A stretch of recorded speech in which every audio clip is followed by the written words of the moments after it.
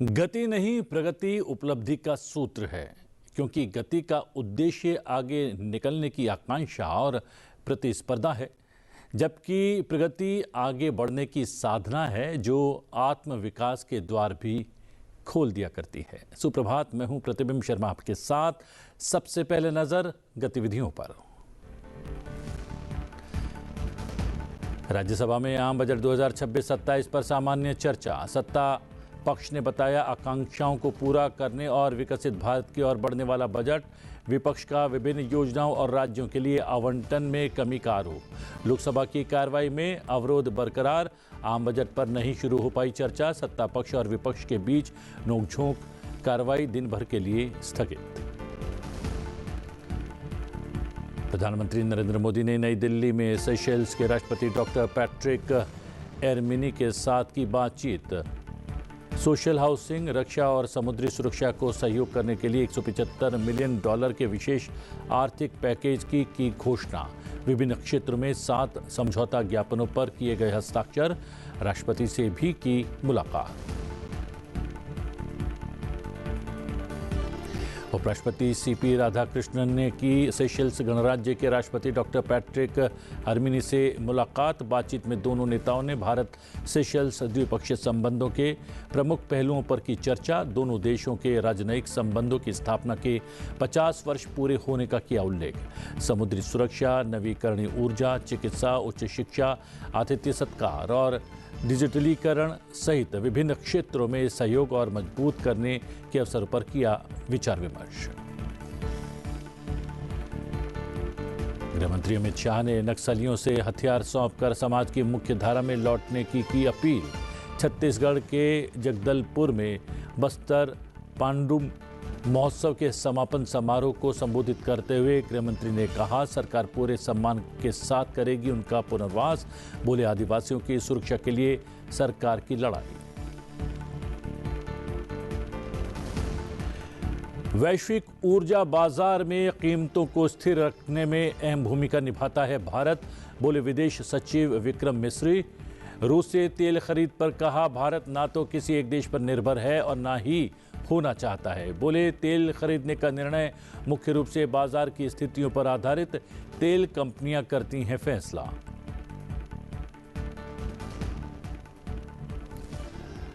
संसद के बजट सत्र का आज 10वां दिन है। आइए जानते हैं संसद के दोनों सदनों में आज सूचीबद्ध मुख्य विधायी कार्यों के बारे में।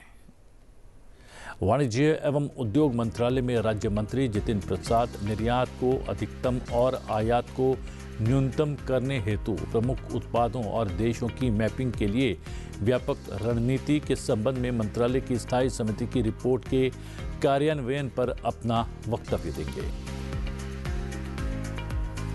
वर्ष 2026-27 के केंद्रीय बजट पर सामान्य चर्चा आज जारी रहेगी।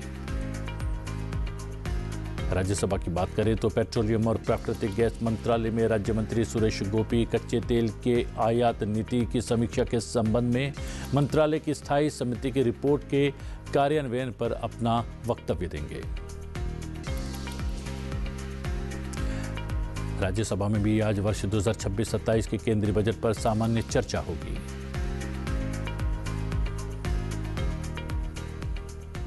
जी हां, बता दें कि राज्यसभा में आम बजट 2026-27 पर चर्चा शुरू हुई, जिसको लेकर सत्ता पक्ष और विपक्ष के सदस्यों ने अपने अपने विचार और सुझाव सदन के सामने रखे।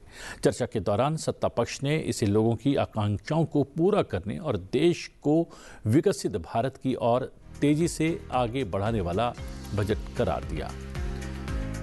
सत्ता पक्ष के सांसदों ने कहा कि बजट का आकार 3 गुना बढ़ाकर 53 लाख करोड़ रुपए कर दिया गया है, जबकि यूपीए शासन में ये मात्र 16 लाख करोड़ रुपए से थोड़ा अधिक हुआ करता था। सत्ता पक्ष की ओर से कहा गया कि गरीबों को आवास उपलब्ध कराने के लिए भारी बजट आवंटित किया गया है। ये भी कहा गया कि प्रधानमंत्री ने सुनिश्चित किया है कि 4 लाख करोड़ रुपए से अधिक की राशि सीधे किसानों को हस्तांतरित की जाए। पिछले वर्ष के मनरेगा आवंटन की तुलना में विकसित भारत जी राम जी परियोजना के लिए बजट आवंटन में 22% की वृद्धि हुई है। वहीं विपक्षी दलों ने बजट में पूंजीगत व्यय, मंत्रालयों और राज्यों के आवंटन में कमी और पिछले वादों को पूरा नहीं करने का मुद्दा उठाया।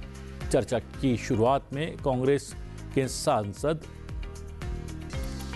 पी चिदम्बरम ने बजट में आवंटित राशि पर सवाल उठाते हुए कहा कि विज्ञान, सामाजिक कल्याण और शहरी क्षेत्रों में कटौती की गई है।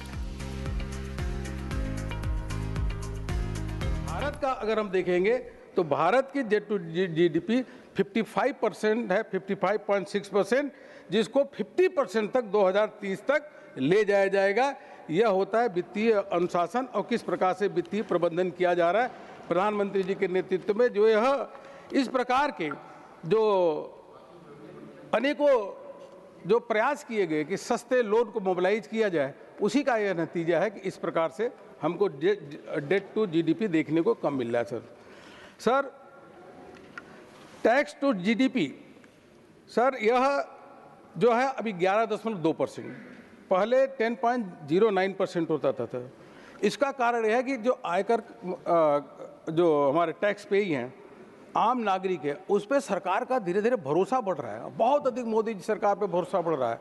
उसका सीधा उदाहरण मैं देता हूँ sir.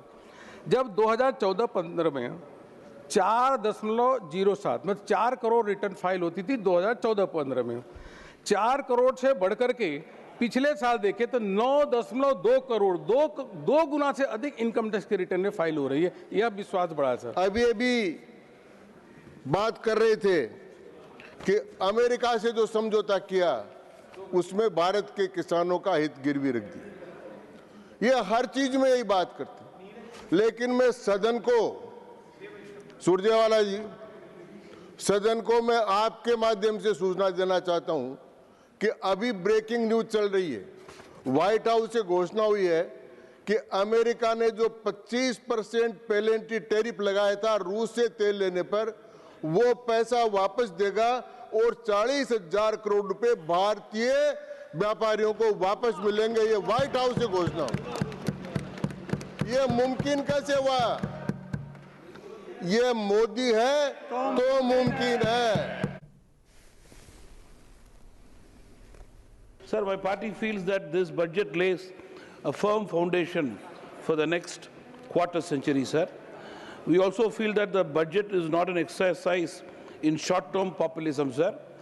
It is a vision document rooted in structural reform, sustained capital expenditure, and long-term productivity.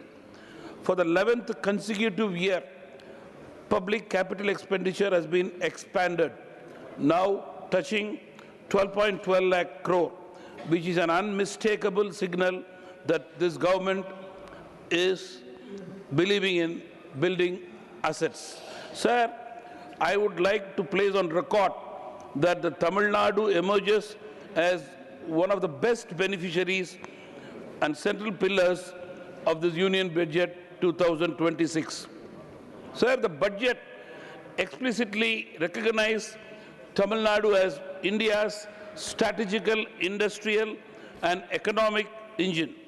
In 2026-27 alone, Tamil Nadu government has received 6.25 lakh crores in tax devolution backed by sustained grant and long-term interest-free capital assistance from the center.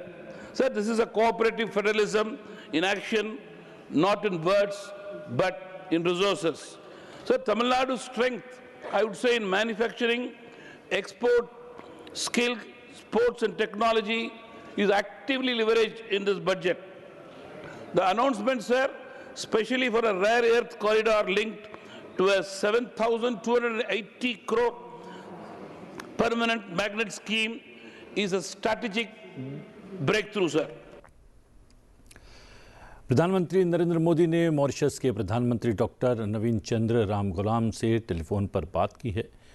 एक social media post में प्रधानमंत्री नरेंद्र मोदी ने कहा कि अपने दोस्त प्रधानमंत्री doctor नवीन चंद्र रामगुलाम का फ़ोन कॉल पाकर खुशी हुई। हमने पिछले साल वाराणसी में हमारी यादगार मुलाकात के बाद से भारत और मॉरिशस के बीच कई क्षेत्रों में सहयोग में हुई प्रगति की समीक्षा की। बातचीत के दौरान दोनों देशों को जोड़ने वाले विशेष ऐतिहासिक और जन केंद्रित संबंधों को मजबूत करने की प्रतिबद्धता दोहराई गई। प्रधानमंत्री ने कहा कि भारत और मॉरिशस हिंद महासागर क्षेत्र में शांति और स्थिरता के साझा उद्देश्यों को प्राप्त करने के लिए मिलकर काम करना जारी रखेंगे। प्रधानमंत्री नरेंद्र मोदी ने कहा कि वो अगले सप्ताह होने वाले AI इम्पैक्ट समिट में डॉक्टर राम गुलाम का स्वागत करने के लिए उत्सुक हैं।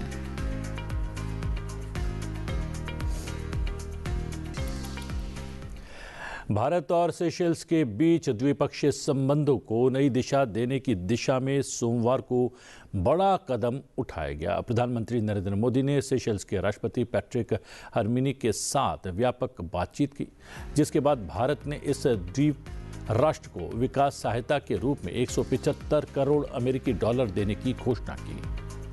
प्रधानमंत्री नरेंद्र मोदी और सेशेल्स के राष्ट्रपति पैट्रिक हरमिनी के बीच नई दिल्ली में हुई बैठक में विकास साझेदारी, कैपेसिटी बिल्डिंग, स्वास्थ्य, इंफ्रास्ट्रक्चर, ब्लू इकोनॉमी, नवीकरणीय ऊर्जा, मैरीटाइम सुरक्षा और लोगों के बीच संबंधों को मजबूत करने पर व्यापक चर्चा हुई। दोनों नेताओं ने मजबूत संपर्कों के माध्यम से सतत विकास, आर्थिक वृद्धि और सुरक्षा के लिए साझा दृष्टिकोण को भी औपचारिक रूप से स्वीकार किया। भारत और सेशेल्स ने स्वास्थ्य, मौसम विज्ञान, इलेक्ट्रॉनिक्स और सूचना प्रौद्योगिकी तथा सुशासन सहित विभिन्न क्षेत्रों में 7 समझौता ज्ञापनों पर हस्ताक्षर किए हैं। इस अवसर पर प्रधानमंत्री नरेंद्र मोदी ने कहा कि भारत और सेशेल्स न केवल भूगोल से बल्कि इतिहास, विश्वास और भविष्य के लिए साझा दृष्टिकोण से भी जुड़े हुए हैं।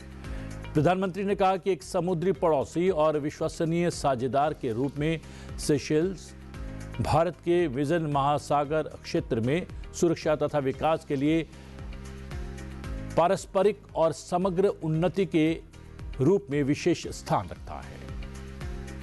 टेक्नोलॉजी के क्षेत्र में करीबी सहयोग से हम अपने सहयोग को एक फ्यूचरिस्टिक दिशा दे रहे हैं। आज डिजिटल ट्रांसफॉर्मेशन पर MOU हो रहा है। इसके तहत हम भारत का सफल अनुभव सेशेल्स के साथ साझा करेंगे। स्वास्थ्य क्षेत्र में सेशेल्स के लिए भारत एक स्थिर और भरोसेमंद साझेदार रहा है। किफायती और क्वालिटी मेडिसिन की सप्लाई, मेडिकल टूरिज्म और हेल्थ इंफ्रास्ट्रक्चर के विकास में हम सेशेल्स के साथ मिलकर आगे बढ़ेंगे। ऊर्जा और जलवायु के क्षेत्र में हमारा सहयोग सस्टेनेबल डेवलपमेंट की साझा प्रतिबद्धता से प्रेरित है। हम रिन्यूएबल एनर्जी, रेजिलियंस और क्लाइमेट एडेप्टिविटी सॉल्यूशंस पर अपने सहयोग को और विस्तार देंगे। फ्रेंड्स, मैरीटाइम नेबर्स के रूप में ब्लू इकोनॉमी हमारे लिए एक स्वाभाविक सहयोग का क्षेत्र है। हम marine research, capacity building, data sharing जैसे क्षेत्रों में भारत की विशेषज्ञता सेशेल्स के साथ साझा करेंगे। रक्षा सहयोग और मैरीटाइम सुरक्षा हमारी साझेदारी के महत्वपूर्ण स्तंभ है। कोलंबो सिक्योरिटी कॉन्क्लेव से फुल मेंबर के तौर पर हम सेशेल्स का स्वागत करते हैं। इससे हमारा आपसी समन्वय सुदृढ़ होगा और हिंद महासागर में शांति और स्थिरता सुनिश्चित करने के प्रयासों को बल मिलेगा। भारत ने सेशेल्स की विकास आवश्यकताओं को ध्यान में रखते हुए $175 मिलियन के स्पेशल आर्थिक पैकेज की घोषणा की। इसमें रुपए में $125 मिलियन की मिलीजुली वित्तीय सहायता और विकास सहयोग परियोजनाएं शामिल हैं, जबकि $50 मिलियन की ग्रांट सहायता कैपेसिटी बिल्डिंग, समुद्री सुरक्षा, आम नागरिकों और रक्षा अधिकारियों के प्रशिक्षण जैसे क्षेत्रों में दी जाएगी। ये package public housing, mobility, infrastructure और मैरीटाइम सिक्योरिटी को मजबूती देगा। अपने आर्थिक सहयोग को और सुदृढ़ बनाने के लिए नए अवसरों की तलाश जारी रखने पर हम सहमत हैं। लोकल करेंसीज में व्यापार बढ़ाने के साथ साथ हम फिनटेक और डिजिटल सॉल्यूशंस में भी आगे बढ़ेंगे। विकास साझेदारी भारत सेशेल्स संबंधों की मजबूत नींव रही है। हमारे सभी प्रयास सेशेल्स की प्राथमिकताओं और आवश्यकताओं पर आधारित हैं।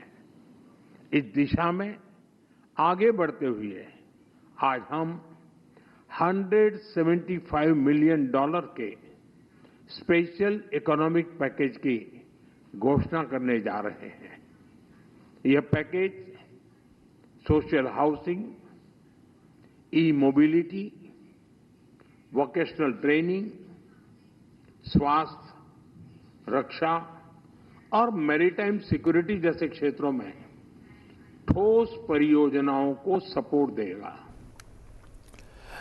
भारत और सेशेल्स के रिश्तों को नई मजबूती देने की दिशा में राष्ट्रपति द्रौपदी मुर्मू ने राष्ट्रपति भवन में सेशेल्स के राष्ट्रपति पैट्रिक हरमनी का स्वागत किया और उनके सम्मान में राजकीय भोज आयोजित किया। दोनों नेताओं ने भारत और सेशेल्स के बीच द्विपक्षीय सहयोग गहन बनाने की अपार संभावनाओं पर सहमति जताई। राष्ट्रपति द्रौपदी मुर्मू और राष्ट्रपति हरमनी के बीच हुई बातचीत में द्विपक्षीय संबंधों के सभी प्रमुख क्षेत्रों पर चर्चा हुई। राष्ट्रपति द्रौपदी मुर्मू ने कहा कि Bharat Seychelles joint vision, sustainability, economic growth and security through enhanced linkages यानी कि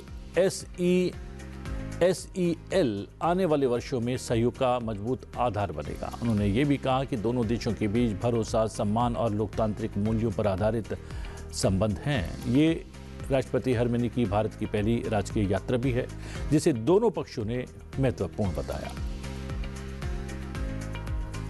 भारत सेशेल्स के साथ अपनी साझेदारी को अत्यधिक महत्व देता है। हमारा द्विपक्षीय सहयोग कई क्षेत्रों में लगातार बढ़ रहा है, जिसमें डेवलपमेंट पार्टनरशिप, स्वास्थ्य, शिक्षा, रिन्यूएबल एनर्जी, कैपेसिटी बिल्डिंग तथा मैरीटाइम सिक्योरिटी जैसे विविध क्षेत्र शामिल हैं। ये सभी पहले सेशेल्स की सरकार और जनता की प्राथमिकताओं के अनुरूप है तथा एक विश्वसनीय पार्टनर के रूप में भारत की प्रतिबद्धता को दर्शाती है। हमारे द्विपक्षीय संबंधों की एक विशेषता है सेशेल्स में रहने वाले जीवंत भारतीय समुदाय। पीढ़ियों से भारतीय मूल के लोगों ने अपनी सांस्कृतिक विरासत और मूल्यों को संजोए हुए सेशेल्स की प्रगति में महत्वपूर्ण योगदान दिया है। ये हमारे दोनों देशों के बीच मित्रता के सेतु का काम करते हैं। भारत को उनके उपलब्धियों पर गर्व है। हम अंतर्राष्ट्रीय मंच पर भारत के लिए सेशेल्स के निरंतर समर्थन की भी सराहना करते हैं। हमारे दोनों देश यूनाइटेड नेशन सहित अन्य बहुपक्षीय मंच पर climate change, sustainable development, ocean conservation तथा स्मॉल आइलैंड डेवलपिंग स्टेट्स जैसे विषयों पर निकट सहयोग करते हैं। ये सहयोग हमारे वैश्विक दृष्टिकोण में गहरे सामंजस्य को भी दर्शाता है। उपराष्ट्रपति CP राधाकृष्णन ने भी सोमवार को नई दिल्ली में सेशेल्स गणराज्य के राष्ट्रपति डॉक्टर पैट्रिक हरमनी से मुलाकात की। ये भेंट भारत और सेशेल्स के बीच राजनयिक संबंधों की स्थापना के 50 वर्ष पूरे होने के अवसर पर हुई, जिसे दोनों देशों के रिश्तों में एक अहम पड़ाव माना जा रहा है। दोनों नेताओं ने भारत सेशेल्स द्विपक्षीय संबंधों के अहम पहलुओं पर विस्तार से चर्चा की और 50 वर्षों की साझेदारी को और आगे बढ़ाने पर सहमति जताई। दोनों नेताओं ने समुद्री सुरक्षा, नवीकरणीय ऊर्जा, चिकित्सा क्षेत्र, उच्च शिक्षा, हॉस्पिटैलिटी और डिजिटलीकरण जैसे क्षेत्रों में सहयोग को और मजबूत करने के तरीकों पर विचार विमर्श किया। इन क्षेत्रों को दोनों देशों के भविष्य के सहयोग के प्रमुख स्तंभ के रूप में देखा जा रहा है। उपराष्ट्रपति सीपी राधाकृष्णन ने पिछले वर्ष अक्टूबर में सेशल्स की अपनी यात्रा को याद किया। उस दौरान राष्ट्रपति पैट्रिक हरमनी के शपथ ग्रहण समारोह में हिस्सा लिया था। दोनों नेताओं ने हिंद महासागर क्षेत्र में शांति, स्थिरता और समृद्धि के लिए अपने साझा विजन की भी पुष्टि की।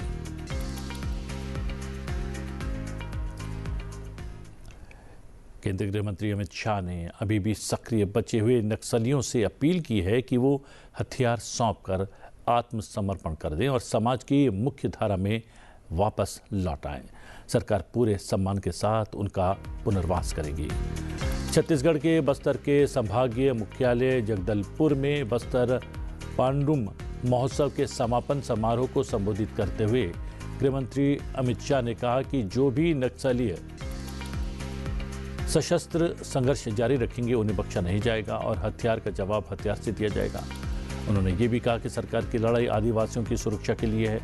उन्होंने कहा कि विश्व में माओवाद ने किसी का भला नहीं किया है और हर जगह तबाही ही फैलाई है। मित्रों, अभी अभी विजय जी कह रहे थे कि हम नक्सलवाद के विरुद्ध लड़ाई लड़ रहे हैं। मैं तो आज भी कहना चाहता हूं, हम किसी के साथ लड़ाई लड़ना नहीं चाहते। हमारी लड़ाई तो है आदिवासी गांवों की सुरक्षा करने की। ये जब आईडी लगाते हैं, क्या उनको मालूम नहीं है जनजातीय किसान का उस पर पैर पड़ेगा और वो हमेशा के लिए दिव्यांग हो जाएगा? उनको मालूम नहीं है कोई निर्दोष बच्ची इससे उड़ जाएगी? कहां से इतनी निर्दयता लेकर आए हो?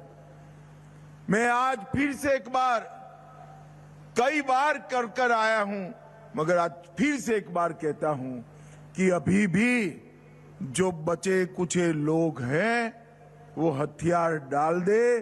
सरकार आपकी सभी प्रकार की चिंता करेगी, सम्मान के साथ आपका पुनर्वसन किया जाए। कल ही मैंने छत्तीसगढ़ के पुनर्वसन पैकेज को ध्यान से देखा है। मैं मुख्यमंत्री जी और उप मुख्यमंत्री जी को बधाई देना चाहता हूं। इतना आकर्षक पुनर्वसन पैकेज कभी नहीं हो सकता। और मुझे तो चिंता है, अभी जो बचे कुछ नक्सली है उनमें हमारी ट्राइबल बच्चियां हैं। मैं सभी को अपील करना चाहता हूं, कम से कम ये बच्चियों को एक बार पुनर्वसन के लिए भेज दो। उनका पूरा जीवन बाकी है, पूरा जीवन बाकी है। मगर मैं ये भी कहना चाहता हूं कि 2500 लोग से ज्यादा जो सरेंडर हुए हैं उनको कोई आंच नहीं आने वाली। मगर जो आदिवासी गांव में गोली चलाएंगे, आईडी लगाएंगे, खेतों में, रोड पर, स्कूलों को जलाएंगे, मोबाइल टावर बंद कर देंगे, अस्पताल जला देंगे, उनको भी कहना चाहता हूं कि आप बख्शे नहीं जाओगे। हाथ में हथियार है तो उसका जवाब हथियार से दिया जाए। भारत सरकार ने कहा है कि कच्चे तेल की खरीद में अधिक स्रोतों को बनाए रखना बेहद आवश्यक है, क्योंकि आपूर्ति में विविधता से देश की ऊर्जा सुरक्षा मजबूत होती है। विदेश सचिव विक्रम मिस्री ने बताया कि भारत का उद्देश्य ऊर्जा आपूर्ति में स्थिरता बनाए रखना है, उपभोक्ताओं के हितों की रक्षा करना और उन्हें उचित दाम पर सुरक्षित और भरोसेमंद ऊर्जा उपलब्ध करवाना है। India is a net importer in the oil and gas sector. We are a developing economy. We have to be conscious about our resource availability. Naturally, when you are dependent to the extent of 80-85% on an imported resource, you have to have concerns about the possibility of inflation driven by energy costs. So it's not surprising, therefore, that our foremost priority is to safeguard the interests of Indian consumers insofar as energy is concerned, to ensure that they receive adequate energy at the right price and through reliable and secure supplies. And our import policy insofar as energy is concerned is therefore driven entirely by these objectives. Rail मंत्री अश्विनी वैष्णव ने नई दिल्ली से मिजोरम के सेरांग और असम के सिलचर के बीच नई passenger train सेवाओं को वर्चुअली हरी झंडी दिखाई। इस कार्यक्रम को संबोधित करते हुए रेल मंत्री ने कहा कि सिलचर पूर्वोत्तर क्षेत्र का एक बहुत महत्वपूर्ण केंद्र है। उन्होंने ये भी कहा इस सेवा से यात्रियों को बहुत लाभ होगा क्योंकि सिलचर मिजोरम के सेरांग से जुड़ जाएगा। आज की इस सिलचर सायरंग की ट्रेन सर्विस से यात्रियों को बहुत लाभ होगा और विशेषकर मिजोरम के सायरंग से कनेक्ट होगा सिलचर, इससे बहुत बेनिफिट होगा। Sairang to Silchar passenger train will improve rail connectivity between Mizoram and the Barak Valley of Assam. It will provide daily commuters, students, and people with medical needs a safe, fast, and comfortable journey. Today, new passenger facilities at Guwahati railway station are also being inaugurated. Modern sleeping pods, lounge facilities, multi-cuisine restaurant, and safe, comfortable, and hygienic resting spaces. These facilities will improve passenger comfort and provide railway passengers at Guwahati a refined and enriching travel experience.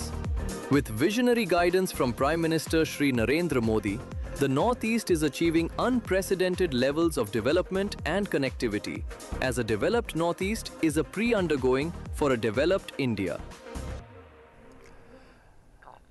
राष्ट्रीय नाट्य विद्यालय किसी परिचय का मोहताज नहीं है और ऐसे ही प्रसिद्ध है राष्ट्रीय नाट्य विद्यालय का हर वर्ष होने वाला भारत रंग महोत्सव।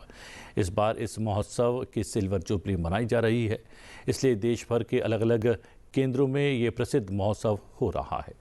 रोहतक की दादा Laxmichand state university of performing and visual arts भी इसका एक केंद्र है, लेकिन यहाँ केवल भारंगम ही शुरू नहीं हुआ, भारंगम के साथ साथ यूनिवर्सिटी का सारंग महोत्सव भी शुरू हुआ है।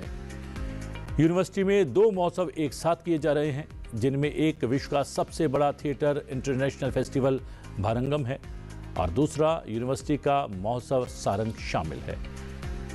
डीएलसी सुपवा में भारंगम और सारंग का शुभारंभ डीसी सचिन गुप्ता के साथ अभिनेता यशपाल शर्मा, मनोज तिवारी और संग्राम सिंह ने किया। यूनिवर्सिटी परिसर को महोत्सव के रंग में सजाया संवारा गया। दोनों महोत्सव के तहत होने वाले कार्यक्रम यूनिवर्सिटी के एफटीवी डिपार्टमेंट में आयोजित किए जा रहे हैं।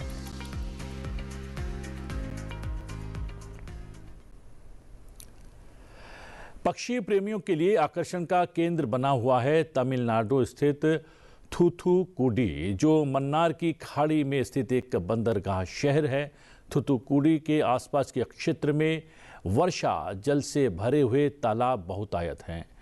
इन दिनों वहां पक्षियों के आगमन से रौनक बढ़ी हुई है। चलते चलते आपको छोड़े जाते हैं थूथुकुडी के एक सुंदर दृश्य के साथ। मुझे दीजिए आज्ञा, बने रहे संसद टीवी के साथ। नमस्कार।